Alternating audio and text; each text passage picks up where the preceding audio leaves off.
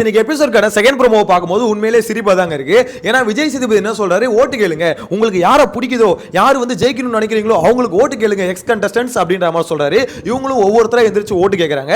Okay, concept okay, கொஞ்சம் இன்ட்ரெஸ்டிங்கான concept தான் வச்சுக்கோங்களேன். ஆனா இந்த ஓட்டு கேட்கறது எதனால, அதனால என்ன யூஸ் அப்படின்னு கேட்டீங்கன்னா ஒன்றும் இல்லை. கடைசியில் இவங்க ஏதோ ஓட்டு அப்படியே மதிச்சு எவிக்ஷன் ப்ராசஸ் எல்லாம் நடத்துற மாதிரியும் எப்படி இருந்தாலும் அந்த ஓட்டை வாங்கி தூக்கி குப்பையில் தான் போட போறீங்க. ஆனா எனக்கு ஒரு விஷயம் மட்டும் இங்க சொல்லணும்னு தோணுதுங்க, கானா வினோத் தப்பிச்சிட்டாரு அப்படின்ற மாதிரி தான் சொல்லணும்.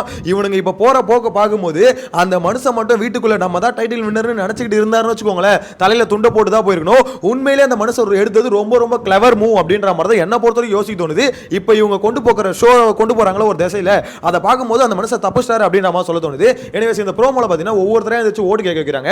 அதுல வந்து சில பேர் வந்து பார்த்தீங்கன்னா நான் உங்களுக்கு சப்போர்ட் பண்றோம், அவங்களுக்கு சப்போர்ட் பண்றோம் அப்படி முன்னாடி பேசியிருப்பாங்க. இப்போ விஜய் சேதுபதி முன்னாடி வந்து பார்த்தீங்கன்னா அப்படியே மாத்தி பேசுறாங்க. அது யார் யாரு என்ன சம்பவம், இந்த ஓட்டு கேட்கும் போது யார் யாரெல்லாம் கொஞ்சம் நியாயமா பேசுற, யார் யாரெல்லாம் அநியாயமா பேசுற அப்படின்றத டீடைலா பார்க்கலாம். சேனலை ஃபர்ஸ்ட் டைம் பார்த்தீங்கன்னா சப்ஸ்கிரைப் பண்ணிட்டு வீடியோ லைக் பண்ணி வச்சுக்கோங்க. பார்த்தலாமா? முதல்ல இந்த வீட்டுக்குள்ள இருக்க கண்டஸ்டன்ட் அந்த 5 ஃபைனலிஸ்ட் இருக்காங்களே, ஸோ அவங்களுக்கு வந்து எல்லாம் ஓட்டு கேட்கணும் அப்படின்ற மாதிரி சொல்லுவாங்க. உங்களுக்கு யாருக்கு பிடிக்குதோ ஓட்டு கேளுங்கன்னு. எனக்கு தெரிஞ்சு கேமராலாம் ஆஃப் பண்ணதுக்கு அப்புறம் விஜய் சேதுபதி மட்டும் என்ன பண்ணுவாரு, விக்கல்ஸ்க்கு வந்து தனியாக ஓட்டு கேட்பாருன்னு நினைக்கிறேன். விக்கல்ஸ் விக்ரம் ஓட்டு போடுங்க, சபரி ஓட்டு போடுங்க அப்படின்ற மாதிரி. ஏன்னா அவரை பொறுத்த வரைக்கும் பார்த்தீங்கன்னா அவரும் சரி சேனலும் சரி ஒரு விஷயம் டிசைட் பண்ணி வச்சிருக்காங்க.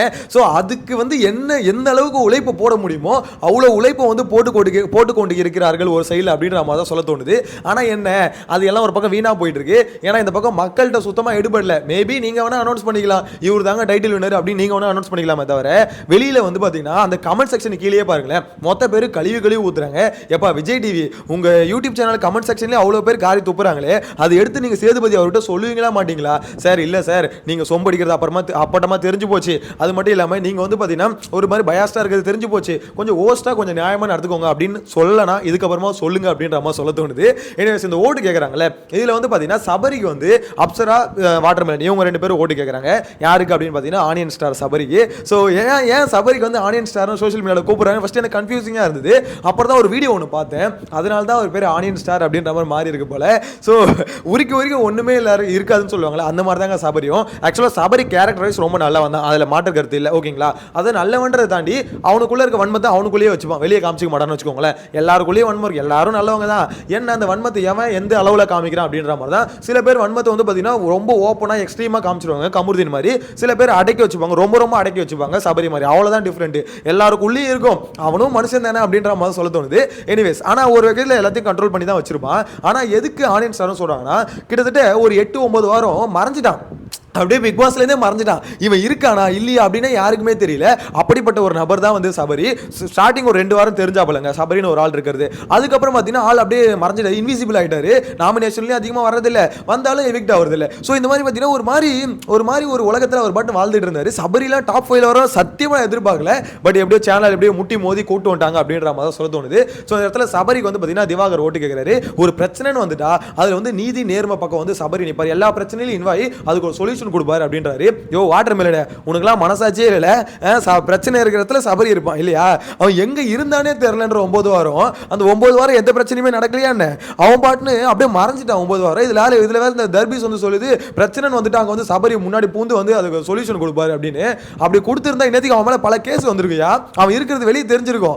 அவனே ஒளிஞ்சு பதுங்கி எப்படியோ வாழ்ந்துட்டு வந்துட்டு இருக்கான். இதுல பிரச்சனையில் வந்து ஒரு இன்வால்வ் ஆவாரா. எனிவேஸ் வாட்டர் மெலனோட கருத்து அது. அப்சராவும் பார்த்தீங்கன்னா சபரிக்கு ஓட்டு போகணும் அப்படின்ற மாதிரி சொல்றாங்க.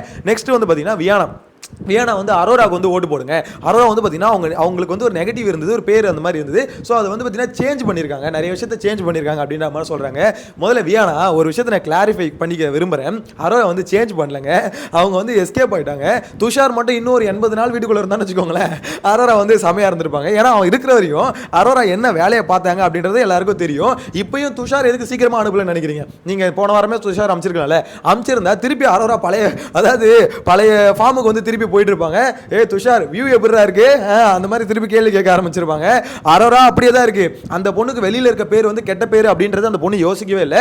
அந்த பொண்ணு அதை ஜாலியாக தாங்க எடுத்துட்டு இருந்தது. நல்ல அதோட இன்டர்வியூலாம் போய் பாருங்களேன், அந்த பொண்ணு வந்து ரொம்ப ஜாலியாக தான் எடுத்துட்டு இருந்தது. அவங்க ஃப்ரெண்டு ரியா மட்டும்தான் அந்த ஒரு நேம் வந்து அந்த டேக் வந்து நல்லா இல்லை அப்படின்றது அவங்க அது ரியாவே சொல்லிட்டாங்க. அது என்னோட ஃபீலிங்கு, மற்றபடி அவங்களுக்கு அது கஷ்டமா இருக்குன்னு சொல்லவே வரல அப்படின்ற மாதிரி சொல்ல அரோராவும் சொல்லிட்டாங்க.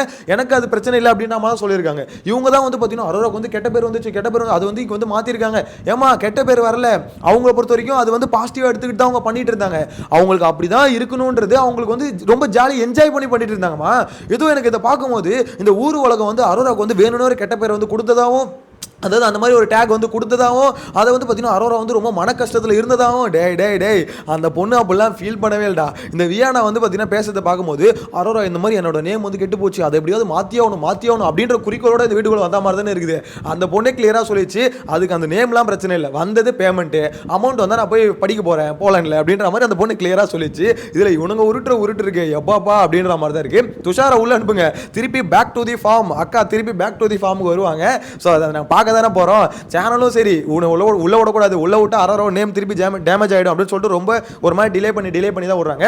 அடுத்த இந்த வாரம் வருவார்ல, வந்ததுக்கு அப்புறம் என்ன சம்பவம் அப்படின்றத வெயிட் பண்ணி பார்க்கலாம். ஓகேங்களா. நெக்ஸ்ட் வந்து பார்த்தீங்கன்னா இந்த இடத்துல விக்கல் சுக்கிரம் வந்து பிரவீன்ராஜ் சொல்றாரு, எனக்கு அது ஆச்சரியமா இருந்தது. உண்மையிலே பிரவீன்ராஜ் வந்து விக்கல்ஸை சொல்லும் போது ஆச்சரியமா இருந்தது. இந்த மாதிரி அவர் வந்து பார்த்தீங்கன்னா நிறைய விஷயம் பண்ணியிருக்காரு அப்படின்ற மாதிரி கொஞ்சம் பெருமையாக பேசுறாருன்னு வச்சுக்கோங்க, அதெல்லாம் தப்பு இல்லை. உண்மையிலே விக்கல்ஸ் சாதிச்ச விஷயம் நிறைய விஷயம் தான். ஏன்னா ஒரு ஸ்டாண்டப் காமெடினா ஒரு வேர்ல்டு டூர்லாம் போகிறது அப்படின்றது உண்மையிலே ஒரு பெரிய விஷயம். ஒரு டேலண்ட் இருக்க ஒரு பையனால் தான் அது முடியும். விக்ரமுக்கு டேலண்ட் இருக்குது, எல்லாமே இருக்குது, கேரக்டரும் ஓரளவு கொஞ்சம் நல்ல கேரக்டர் தான். ஆனால் விஷயம் என்னன்னா அந்த நடிப்பு மட்டும்தான் அவர்கிட்ட பிரச்சனை. அதனால தான் விக்கல்ஸ் காரி துப்புறது. இன்னொன்று இந்த விஜய் சேதுபதி சொம்படிக்கிறது நல்லா திட்டுறத தவிர இவங்களாம் இதை குறைச்சிக்கிட்டாலே அவன் வந்து பார்த்தீங்கன்னா உண்மையிலே டீசெண்டாக அவன் வந்து டாப் 5ல இருந்திருப்பான்.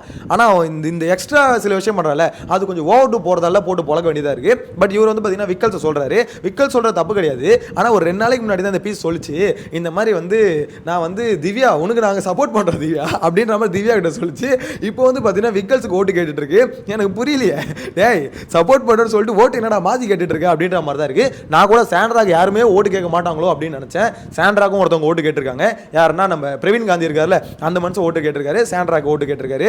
ஸோ இதில் வந்து பார்த்தீங்கன்னா எனக்கு ஒவ்வொருத்தரும் மாற்றி கேட்குறாங்க. நெக்ஸ்ட் திவ்யா ஓட்டு பாருங்க. திவ்யாவுக்கு வந்து பார்த்தீங்கன்னா அவங்க பேர் என்னது கெமி வந்து ஓட்டு கேட்குறாங்க. ஸோ எல்லாருமே அவங்க காரணம் சொல்லி இவங்க வந்து அப்படி இருப்பாங்க, அவங்க அப்படி இருப்பாங்க, இவங்க நல்லவங்க வல்லவங்க, எல்லாரும் ஓட்டு போட்டு ஜெயிக்க வைங்க அப்படின்ற மாதிரி சொல்கிறாங்க. கடைசியில் இது எல்லாம் வீண் வேஸ்ட் அப்படின்ற மாதிரி சொல்ல தோணுது. என்ன ப்ரோ இவ்வளோ பேர் ஓட்டு கேட்குறாங்க, இதெல்லாம் ஏதாவது இம்பாக்ட் வரும் தானே அப்படின்ற மாதிரி ஒரு மண்ணாங்கட்டியே வராது.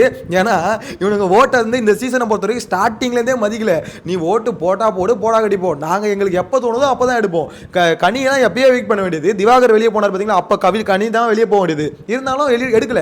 அவங்கள பொறுத்த வரைக்கும் ஓட்டு மேட்டர் இல்லை, எங்களுக்கு இந்த கண்டஸ்டன்ட் இவ்வளோ தூரம் வேணும்னா வச்சுப்போம், வேணானா தூக்கிடுவோம் அப்படின்ற ஒரு மைண்ட் செட்டை தான் போயிட்டு இருக்காங்க.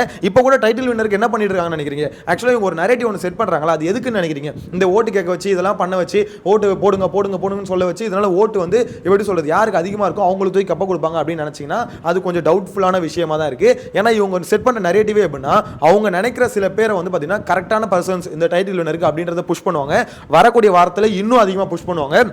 வீக்லி சில டாஸ்க் அந்த மாதிரி கொடுப்பாங்களே. ஸோ அதுவே பார்த்தீங்கன்னா அப்படி தான் இருக்க போது. கண்டிப்பாக சொல்ல இந்த லாஸ்ட் வீக் பயங்கரமான சேஞ்சஸ் இருக்க போது. நீங்கள் யார் வந்து ஜெயிப்பாங்க அப்படின்னு நினச்சிங்களோ அந்த பிம்பத்தை உடைக்கிறதுக்கு சேனல் பயங்கரமாக ட்ரை பண்ணோம்.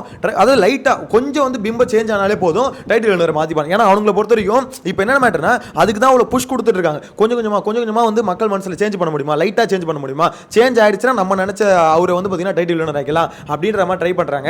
இது எங்கே போய் முடிய போகுது அப்படின்ற மாதிரி தெரியல. எனக்கு தெரிஞ்சு விஜய் சேதுபதி யாருக்கு ஓட்டு கேட்பார் உங்களோட கருத்தை கமெண்ட் சொல்லுங்க. என்னோட பாயிண்ட் ஆஃப் வியூ பார்த்தீங்கன்னா அவர் 3 பேருக்கு ஓட்டு கேட்கறதுக்கு வாய்ப்பு இருக்கு. ஒன்று அரோராக்கு, இன்னொன்று சபரிக்கு, இன்னொன்று விக்கல்ஸ். இவங்க 3 பேருக்கும் விஜய் சேதுபதி ஓட்டு கேட்பார் அப்படின்ற மாதிரி எனக்கு என்னமோ தோணுது. அரோரா கூட கேட்பாரா இல்லைன்னு தெரியல. பட் விக்கல் சபரிக்கு அவர் ஓட்டு கேட்பாரு. சபரியை தட்டி விட்டா கூட விக்கல்ஸுக்கு கம்பல்சரி கேட்டுருவாருங்க.